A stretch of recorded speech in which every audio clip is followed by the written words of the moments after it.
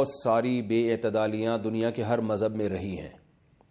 یہودی کیا کرتے تھے کہ حالت حیض میں عورت سے بالکل کنارہ کشی اختیار کر لیا کرتے تھے، اس کے قریب بھی نہ جانا، اور کھانا پینا بھی الگ اور جھوٹا بھی الگ۔ تو بعض مذاہب میں کوئی فرق ہی نہیں تھا کہ حالت حیض اور پاکی کے ایام میں۔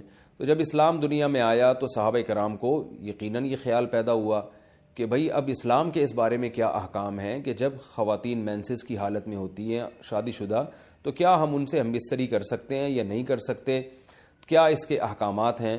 تو اللہ نے صحابہ کے سوال کو اور پھر اپنے جواب کو قرآن مجید کا جز بنا کے نازل کر دیا۔ وَيَسْأَلُونَكَ، اور یہ لوگ آپ سے سوال کرتے ہیں، عن المحیض، حیض کے بارے میں۔ تو حیض کے بارے میں سوال نہیں تھا، اصل میں سوال یہ تھا کہ حالت حیض میں زوجہ سے ہم بستری جائز ہے یا نہیں ہے۔ تو قرآن نے اس کی طرف اشارہ کر دیا۔ قل، اے نبی آپ ان سے کہہ دیجئے، ہوا اذن، اذن اصل میں تکلیف کو بھی کہتے ہیں، گندگی کو بھی کہتے ہیں۔ تو یہاں گندگی مراد ہے کہ وہ گندگی ہے۔ فَاعْتَزِلُوا النِّسَاءَ، لہذا عورتوں سے دور رہو، فی المحیض، حالت حیض میں۔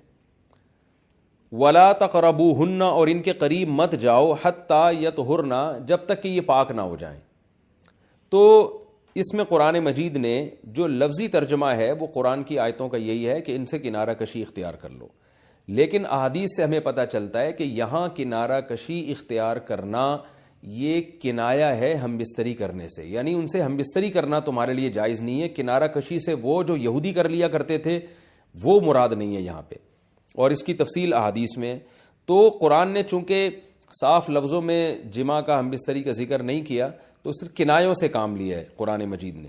فَاعْتَزِلُوا النِّسَاءَ، ان سے اعتزال کرو، یعنی دور رہو ان سے۔ دور رہنے کا مطلب صرف دور رہنے سے یہ مراد ہے، صحیح حدیث ہے، نبی صلی اللہ علیہ وسلم نے فرمایا، اصنعوا کل شیء الا النکاح، حالت حیض میں اپنی زوجہ کے پاس تم جا سکتے ہو، سب کچھ کر سکتے ہو سوائے جماع کے۔ تو انٹرکورس جو اسے کہا جاتا ہے وہ حلال نہیں ہے۔ تو باقی نبی صلی اللہ علیہ وسلم نے فرمایا کہ ایسے کنارہ کشی کے بالکل اس کا جھوٹا نہ پیو اور بالکل دور ہو جانا، اس کی اسلام میں اجازت نہیں ہے، اور نہ بستر الگ کرنے کی ضرورت ہے۔ تو یہ سارے قرآن کے کنائے ہیں۔ کنایا کا مطلب ہوتا ہے کہ آپ صرف اشاروں میں بات کر رہے ہیں، صراحتاً بات نہیں کر رہے۔ تو میں اس میں نقطے کی بات بھی بتاؤں گا کنایا کیوں ہے، کہ فَاعْتَزِلُوا النِّسَاءَ فِي الْمَحِيضِ، عورتوں سے حالت حیض میں دور رہو، وَلَا تَقْرَبُوهُنَّ، ان کے قریب مت جاؤ۔ تو یہ قریب جانا بھی اصل میں جماع اور ہم بستری سے کنایا ہے، یعنی اشارہ ہے ہم بستری مت کرو۔ تو جماع کا صراحتاً ذکر نہیں کیا جا رہا، تو مراد وہی ہے کنایا، کنائے میں بات کی جا رہی ہے۔ ایک جگہ قرآن میں آتا ہے لا تقربوا الزنا، زنا کے قریب مت جاؤ۔ تو ممکن ہے کسی کو اشکال ہو کہ وہاں تو ہم یہ کہتے ہیں کہ زنا کے قریب بھی مت جاؤ، تو وہاں قریب نہ جانے سے ہم حقیقی معنی مراد لیتے ہیں کہ بھئی زنا ایسا کام کرنا جو زنا یعنی زنا تک لے کر جاتا ہے وہ بھی تمہارے لیے حرام ہے۔ تو وہاں تو یہ ترجمہ کرتے ہیں، تو یہاں بھی وہی ترجمہ ہونا چاہیے، ولا تقربوہن، ان عورتوں کے قریب بھی مت جاؤ۔ یا مطلب کیا ہے کہ اس گھر میں بھی نہ رہو، اس کمرے میں بھی نہ رہو جہاں تمہاری جو بیوی رہتی ہے جو مینسز کی حالت میں ہے۔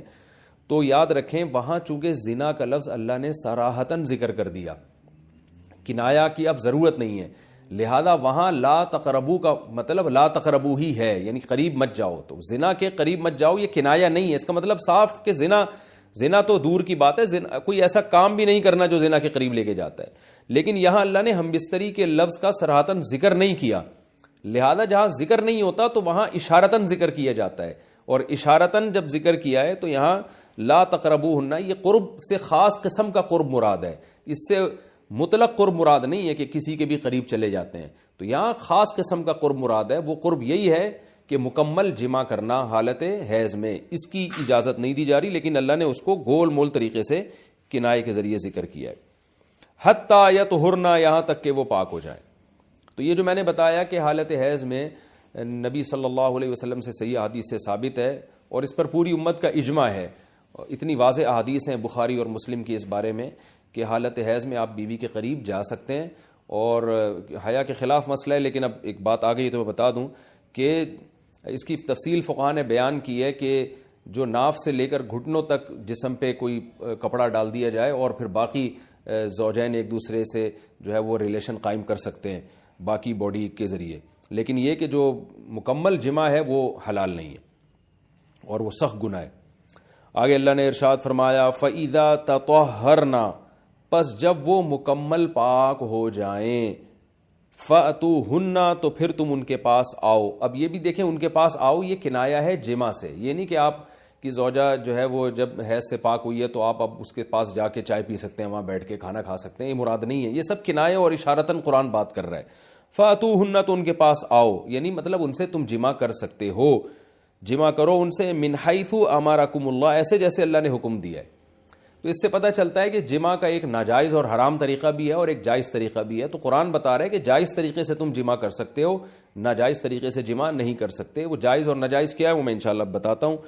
ان اللہ، بے شک اللہ تعالیٰ، یحب التوابین، توبہ کرنے والوں سے بھی محبت کرتا ہے، ویحب المتطہرین، اور تطہر جو ہے نا یاد رکھیں، دیکھیں یہاں دو لفظ استعمال ہوئے ہیں، ایک استعمال ہوا ہے طہورا یطہرو حتی یطہرنا، اس کا مطلب ہوتا ہے پاک ہو جانا، اور ایک ہوتا ہے تطہرنا، باب تکلف ہے، یعنی تھوڑا تکلف سے پاک ہونا، اہتمام کر کے۔ ایک پاک تو یہ ہے کہ بس چلو بھی پاک ہو گئے، ایک ہے کہ بہت یعنی پاک صاف رہنے کی بڑی کوشش کرنا۔ تو جو صفائی پسند لوگ ہوتے ہیں نا، وہ جب تک صفائی کا خبط ان کے اوپر سوار نہیں ہو جاتا اور تکلف نہیں کرتے اس وقت تک پاک صاف وہ رہتے نہیں ہیں۔ تو اس لیے اللہ تعالیٰ نے تکلف کے ساتھ طہارت کا حکم دیا۔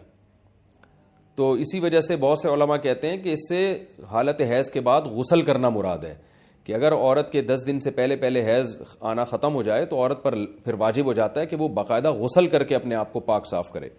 تو یہی مراد ہے اس سے۔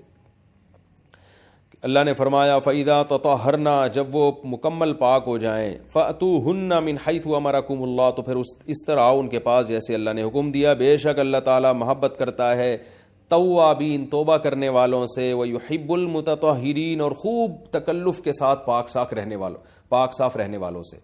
تو توبہ اور تطہر کا تذکرہ کیا۔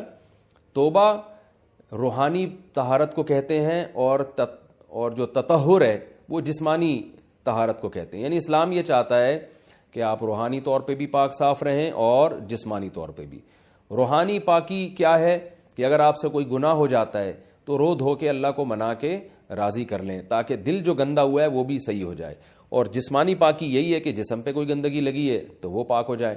تو اس میں اللہ نے حالت حیض میں عورت کو بھی حکم دیا کہ وہ بھی نہا دھو کے پاک ہو جائے جب حیض سے پاک ہوتی ہے، اور مرد کو بھی حکم دیا کہ حالت حیض میں تم گندگی کی حالت میں جماع مت کرو بیوی کے ساتھ، خون میں لت پت ہو جائے گا انسان، اور یہ گندگی ہے تو اللہ تعالیٰ پاک صاف رہنے والوں کو پسند کرتے ہیں۔ تو جو حالت حیض میں بیوی سے جماع کرتا ہے اس کا مطلب وہ پاک صاف آدمی نہیں ہے، وہ گندگی کے وقت میں اس کے قریب جا رہا ہے، تو یہ بھی غلط ہے۔ اور اگر خدا نخواستہ کسی سے ایسا ہو گیا ہو تو اللہ نے توبہ کا حکم دیا کہ توبہ کر کے اللہ کو مناؤ، کیونکہ روحانی طور پر جو گندگی ہوئی ہے اس سے بھی تمہیں پاک رہنا ضروری ہے۔ تو اللہ کو اچھے لوگ، پاکیزہ لوگ پسند ہیں۔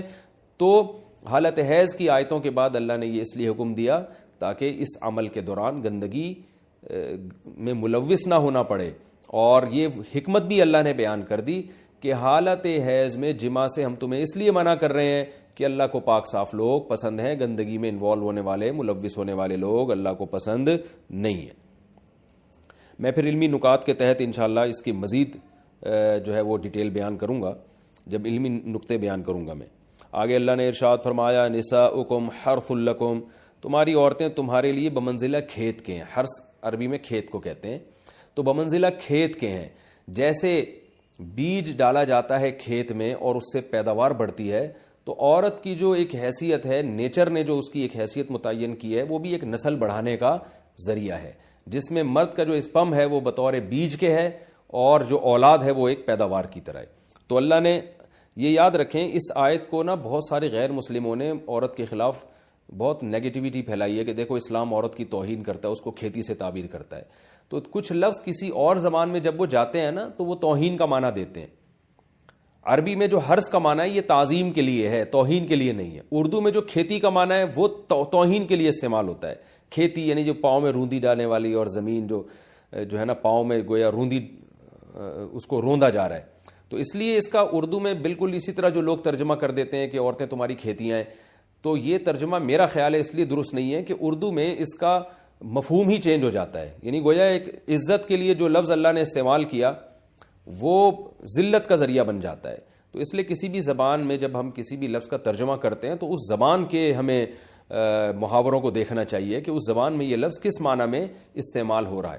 مثال کے طور پر ہو سکتا ہے کتا کا لفظ کسی زبان میں وفاداری کے لیے استعمال ہوتا ہو, کسی کو لوگ ڈاگ کہتے ہوں تو اس کا مقصد ہوتا ہے وفادار انسان ہے, لیکن ہمارے ہاں اردو میں گالی ہے وہ, اور آپ بولیں کہ بھئی وہ فلاں قوم ڈاگ کہتی ہے تو ہم کتا کہیں گے, تو آپ جب اس کا ترجمہ اردو میں کریں گے تو کتے سے نہیں کر سکتے. تو اسی طرح یہ عربی کا جو لفظ ہے اس میں بھی یہ چیز غور یعنی ملحوظ رہنی چاہیے. تو اس لیے اس کا ترجمہ کیا جائے گا تمہاری عورتیں تمہارے لیے پیداوار بڑھانے کا ذریعہ ہیں, نسل بڑھانے کا ذریعہ ہیں. فاتو حرثکم, تم اپنے اس نسل بڑھانے کے ذریعے کے پاس آؤ, انا شئتم جیسے چاہو, وقدموا لانفسکم, اور اپنے نفسوں کے لیے آگے بھیجو, یعنی اولاد کی نیت سے آیا کرو زوجہ کے پاس اور آخرت کے لیے انتظام کرو, یعنی اولاد پیدا کر کے جو تاکہ دنیا اور آخرت میں تمہارے لیے فیوچر میں تمہارے لیے کام آئے, دنیا بھی داخل ہے آخرت بھی داخل ہے. تو یہ آیت کا بھی ایک شان نزول ہے کہ صحابہ کرام تو چونکہ جو خواتین تھیں مکہ میں صدیوں سے وہ لوگ آباد تھے, ان کے سفر خاص طور پہ عورتوں کے سفر بہت ہی کم ہوا کرتے تھے. تو جب ہجرت ہوئی ہے اور جو ہے نا ہجرت کر کے بہت ساری صحابیات مدینہ آئی ہیں, تو مدینہ میں ان کے نکاح دوسری قوموں میں ہوئے, پھر انصار صحابہ سے بھی ہوئے. تو چونکہ تقویٰ تھا ان خواتین میں, للہیت تھی, تو بعض جگہ ایسے واقعات ہوئے کہ میاں بیوی کے جو آپس کا ریلیشن ہوتا ہے, ظاہر ہے وہ ہر قوم میں اور ہر جو ہے نا شخص کا مزاج دوسرے سے مختلف ہوتا ہے. تو بعض مردوں نے اس طرح سے اپنی زوجات کے ساتھ ہم بستری کی کہ ان خواتین کو پھر اشکال ہوا کہ پتہ نہیں اس طرح سے ہم بستری کرنا جائز بھی ہے یا نہیں ہے. تو انہوں نے نبی صلی اللہ علیہ وسلم سے یہ مسئلہ پوچھا کہ یا رسول اللہ, ہمارے شوہر ہمارے پاس اس طرح سے آتے ہیں تو کیا یہ جائز ہے یا نہیں. تو ان کے سوال کو بھی مبہم رکھا گیا اور قرآن نے اس کے جواب کو بھی کنایتاً بیان کیا, کیونکہ مسئلہ بظاہر حیا کے خلاف ہے.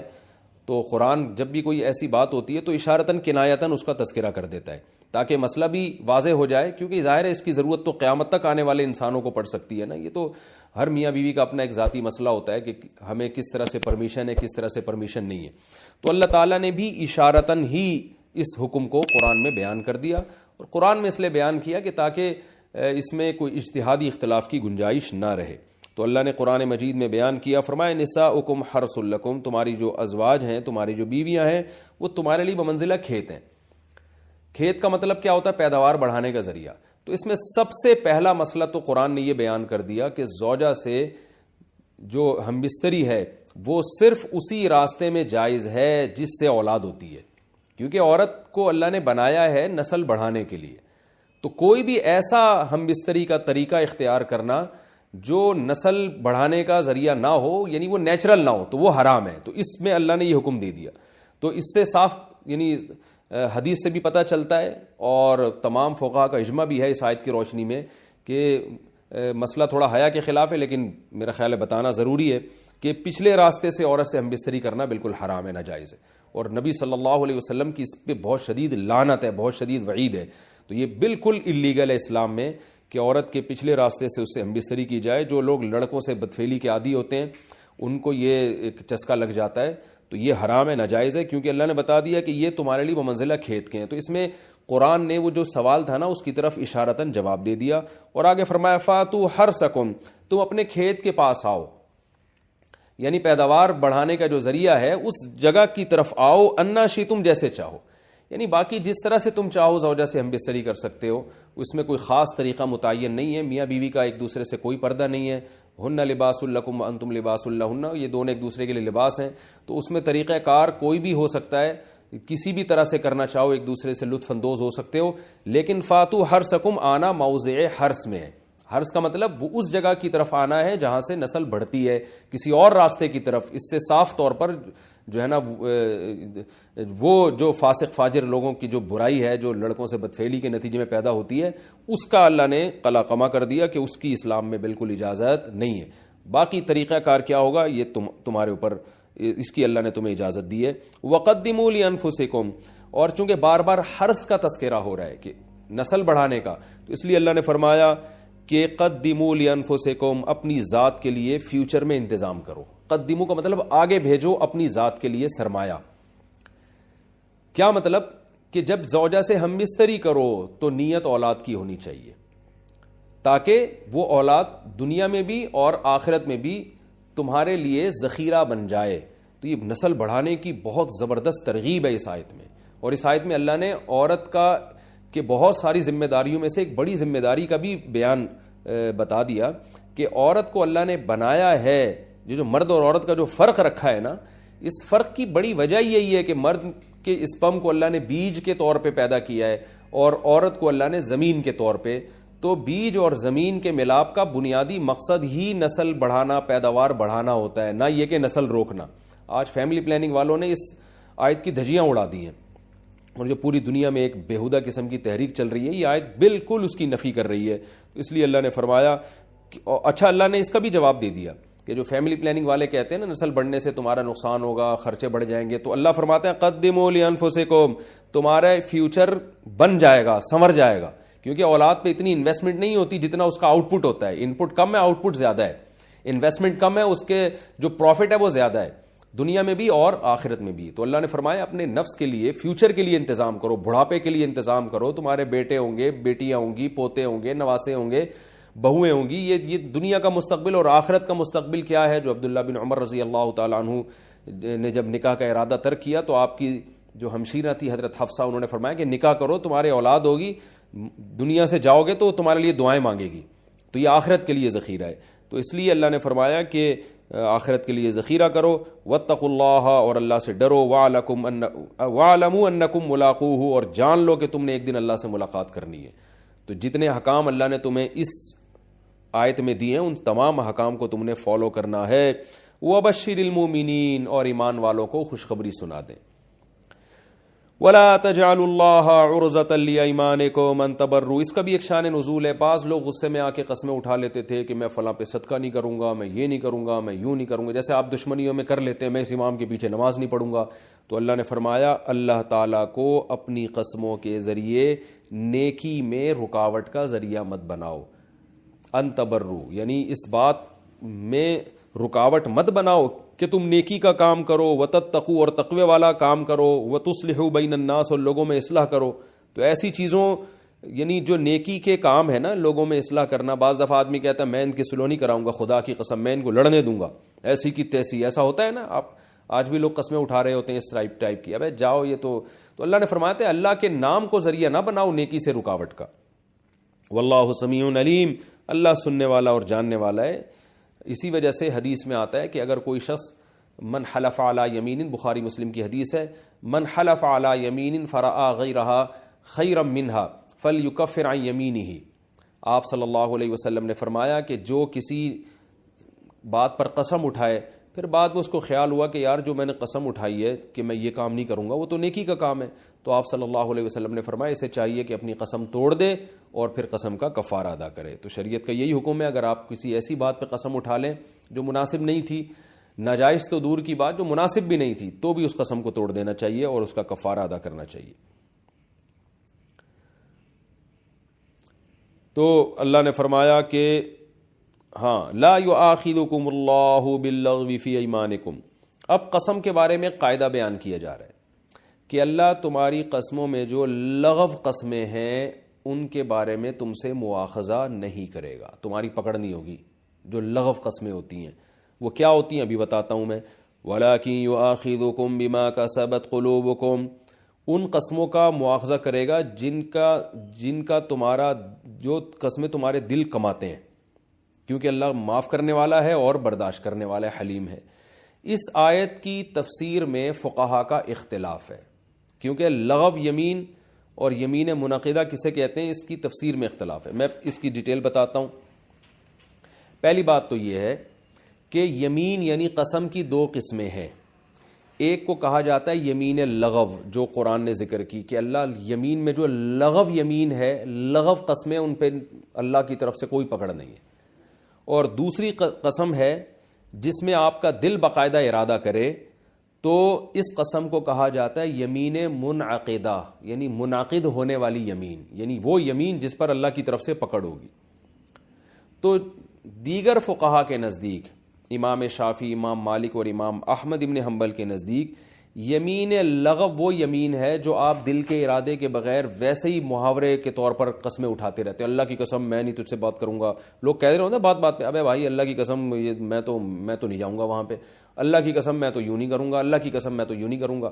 تو یہ ویسے ہی جو محاورے کے طور پہ زبان سے قسمیں نکلتی ہیں, جمہور علماء کے نزدیک اس قسم کو یمین لغو کہا جاتا ہے, یعنی بیکار قسمیں. تو وہ کہتے ہیں جب تک باقاعدہ ارادہ نہیں کرے گا کہ میں باقاعدہ قسم سے یہ ارادہ کر رہا ہوں کہ یہ چیز میرے اوپر واجب ہو جائے, تو جب تک اس ارادے سے سوچ سمجھ کے قسم نہیں اٹھائے گا تو وہ قسم منعقد ہی نہیں ہوگی اور اس پہ کفارہ لازم نہیں ہوگا. مثال کے طور پر آپ کا دوست آپ کو بلا رہا تھا, یار کل ناشتہ میرے ساتھ کرو. آپ نے کہا یار میں نہیں کروں گا. وہ کہہ رہا ہے بھائی آ جا, کہہ رہا اللہ کی قسم نہیں آؤں گا میں. ایسے ہی کہہ دیا آپ نے باتوں باتوں میں. تو جمہور علماء کہتے ہیں اگر آپ نے کل ناشتہ نہیں کیا تو آپ پر کفارہ لازم, اگر آپ نے کل ناشتہ کر لیا تو قسم نہیں ٹوٹے گی آپ کی, کیونکہ یہ تو آپ نے ویسے ہی باتوں باتوں میں ایک بات کہہ دی تھی کہ اللہ کی قسم میں کل تو صبح آپ کے ساتھ ناشتہ نہیں کروں گا. ٹھیک ہے نا, آپ کا باقاعدہ پراپر ارادہ نہیں تھا, تو اس لیے اس پر کوئی کفارہ نہیں ہے, اللہ کی طرف سے کوئی پکڑ نہیں ہے. اور اگر آپ نے باقاعدہ ارادہ کر کے کہا کہ اللہ کی قسم میں کل آپ کے ساتھ ناشتہ نہیں کروں گا, اور آپ کی نیت ہے کہ تاکہ یہ قسم کی وجہ سے میرے اوپر یہ کام لازم ہو جائے, تو اب جب آپ کل جا کے ناشتہ کریں گے اس کے ساتھ تو قسم ٹوٹے گی, اس پہ اللہ کی طرف سے مواخذہ ہوگا, کیونکہ اللہ فرماتے ہیں اللہ ان قسموں کا مواخذہ کرے گا جن میں تمہارے دل باقاعدہ قسم کرتے ہیں, اس کا ارادہ کرتے ہیں. تو یہ جمہور کے نزدیک ہے. لیکن امام ابو حنیفہ رحمہ اللہ تعالیٰ کے نزدیک جو قسم ہے, اگر فیوچر پہ کسی بات پہ آپ نے قسم اٹھائی ہے تو آپ نے ارادہ کیا ہو یا نہیں ارادہ کیا ہو, دونوں صورتوں میں اگر آپ وہ کام نہیں کرتے تو قسم کا کفارہ آپ کو دینا پڑے گا, آپ پر لازم ہو جائے گا کہ آپ اس قسم کا کفارہ ادا کریں. اور ان کے نزدیک یمین لغو کہتے ہیں ماضی کی کسی بات پہ قسم اٹھانا. آپ سمجھے تھے کہ کل ایک کام ہوا ہے ماضی میں, لیکن آپ کا جھوٹ بولنے کا ارادہ نہیں تھا. لغو کا مطلب آپ کا ارادہ نہیں ہے جھوٹ بولنے کا, آپ سمجھ رہے ہو کہ ایسا ہوا ہے, آپ نے قسم اٹھا لی خدا کی قسم کل ایسا ہوا ہے, تو اس پر اللہ مواخذہ نہیں کرے گا, یعنی قیامت میں اللہ کی طرف سے پکڑ نہیں ہوگی, کیونکہ آپ نے جان بوجھ کر جھوٹی قسم نہیں اٹھائی. اور آگے فرمایا کہ وَلَٰكِن يُؤَاخِذُكُم بِمَا كَسَبَتْ قُلُوبُكُم, تمہارے دل جس قسم کا ارادہ کرے اس پہ اللہ قیامت کے دن پکڑے گا. کیا مطلب, آپ نے جان کر اگر جھوٹی قسم اٹھائی ہے, یہ یعنی امام ابو حنیفہ کے نزدیک اس پوری آیت سے ماضی کی قسمیں مراد ہیں, ماضی کی, یعنی جھوٹی خبر دے رہے ہیں آپ قسم کے ذریعے. مثال کے طور پر کل یعنی آپ سے کسی نے پوچھا کہ بھائی کل جو ہے یہ کام ہوا ہے کہ نہیں ہوا, آپ نے قسم اٹھا کے کہا کہ خدا کی قسم نہیں ہوا.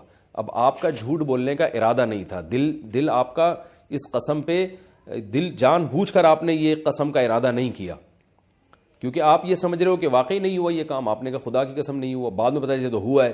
تو اب اس پہ اللہ فرماتے ہیں گھبرانے کی ضرورت نہیں ہے, چونکہ آپ نے جھوٹی قسم جان کر نہیں اٹھائی ہے, لہذا اللہ آپ کو معاف کر دے گا. لیکن آپ نے اگر جھوٹی قسم اٹھائی اور جان کر اٹھائی ہے تو اس پہ اللہ آپ سے مواخذہ کرے گا. تو امام ابو حنیفہ کے نزدیک اس سے وہ قسمیں جن کا فیوچر سے تعلق ہے, اس آیت کا ان فیوچر والی قسموں سے کوئی تعلق ہی نہیں ہے, کیونکہ اس کے لیے دوسری آیتیں ہیں جو ہم پہلے پڑھ چکے ہیں جس میں اللہ نے کفارے کا تذکرہ کیا, وہ کفارہ بہرحال آپ کو دینا ہے. لہذا اگر آپ یہ کہتے ہیں کہ کل میں آپ کے ساتھ ناشتہ نہیں کروں گا اللہ کی قسم, تو آپ نے مذاق میں بھی اگر کہا ہو کہ اللہ کی قسم ناشتہ نہیں کروں گا, تو اگر آپ نے ناشتہ کر لیا تو آپ کو قسم کا کفارہ ادا کرنا پڑے گا, کیونکہ یہ فیوچر کی قسم ہے. تو یمین منعقد وہ ہوتی ہے جو فیوچر کی ہوتی ہے, تو اس میں آپ پر ایک چیز لازم ہو جائے گی, اور یہ قرآن سے بھی ثابت ہے اور حدیث سے بھی ثابت ہے کہ ثلاث جدہن جد وہزلہن جد, کہ نبی نے فرمایا 3 چیزیں حقیقت میں بھی حقیقت اور مذاق میں بھی, اس میں طلاق, نکاح اور عتاق, اور ایک روایت میں یمین کا بھی تذکرہ ہے کہ قسم بھی.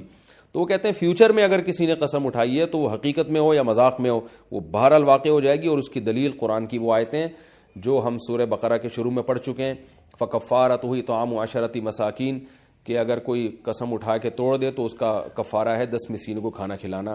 سورہ بقرہ میں یہ شاید آگے آئیں گی, مجھے بھی یاد نہیں رہا, لیکن بہرحال قرآن میں اس مضمون کو اللہ نے بہت وضاحت سے بیان کیا ہے. تو یہ بھی جو ہے نا قسم کے بارے میں مسئلہ بیان ہو گیا.